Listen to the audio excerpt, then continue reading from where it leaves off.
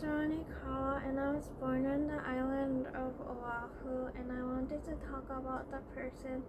that I really love and have a crush on. Um,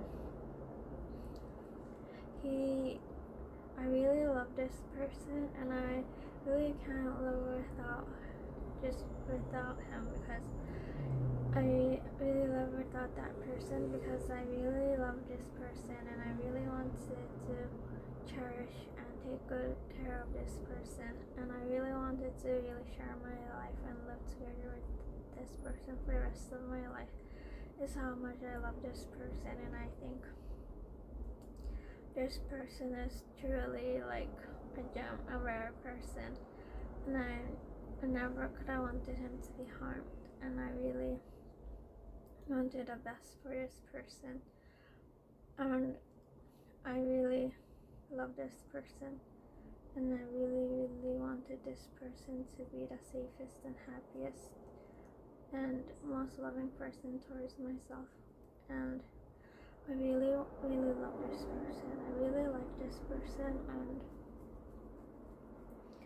I really can't live without this person, and I really wanted to be in this person's life so badly, and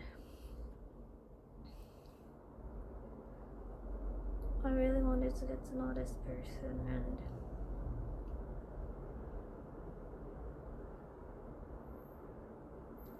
I really think this person is the most precious person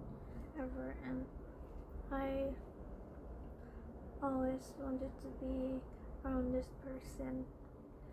but I was unable to be around this person,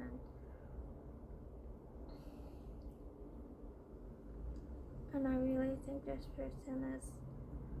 the most adorable and most kindest and most nicest person in the world, and I can't forgive myself for never being able to get to know this person, and I really can't forgive myself for never approaching him more and talking to him more and trying to get to know him for myself, to get to know him, because I thought he was the most adorablest, nicest, kindest, coolest human ever, and I really wanted to get to know this person, and I don't know what I'll do without this person, and I'm so sorry to myself that I could never become his friend, and I really can't believe that time has already flown by so much. Like, he was on the island since 3 years ago, or from 3 years ago, around 3 years ago, and I saw him in this house, and we call it a church center, and ever since I met him, I fell in love with him at first sight. Ever since I saw him, I fell in love with him, and I really loved him, and I even went downstairs to his room to see him, and that wasn't normal for me because I don't usually go to a boy's room, and I think I intruded on his privacy a little bit, because he was asking me like, oh, what are you doing here, and I didn't feel good about it,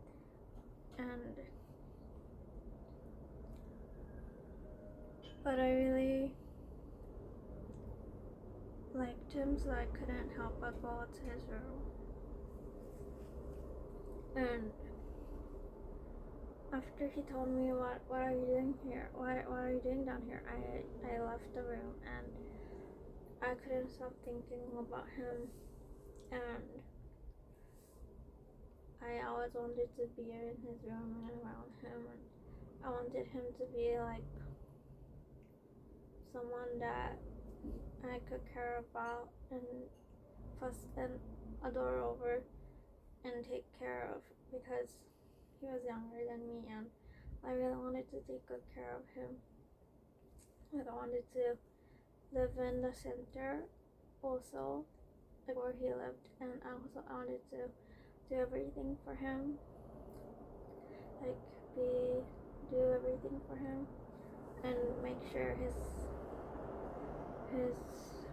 room was clean and stuff like that. And I really wanted to really take care of him, but I wasn't allowed to live in the center. And actually, like, the person who's in charge of the center was none other than my biological dad, and he was the pastor of the church. But I got really scolded and reprimanded by him for being near this person. He actually talked about this incident like hundreds of years ago, about this mentally ill guy who got tortured to death. And it's because like I was also put in the psych ward, and he thought that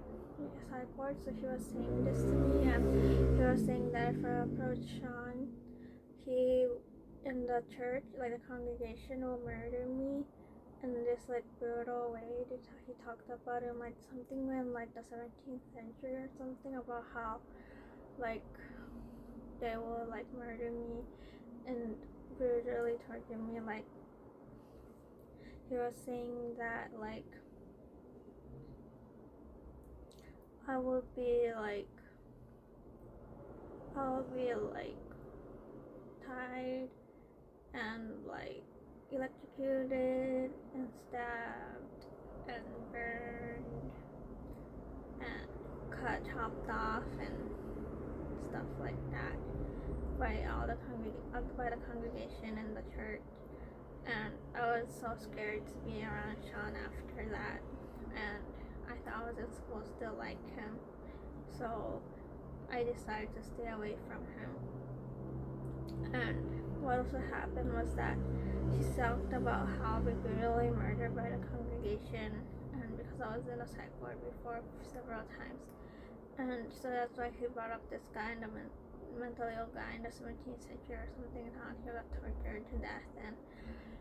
he was threatening me if I'm near Sean that he would do the same to me with the congregation. And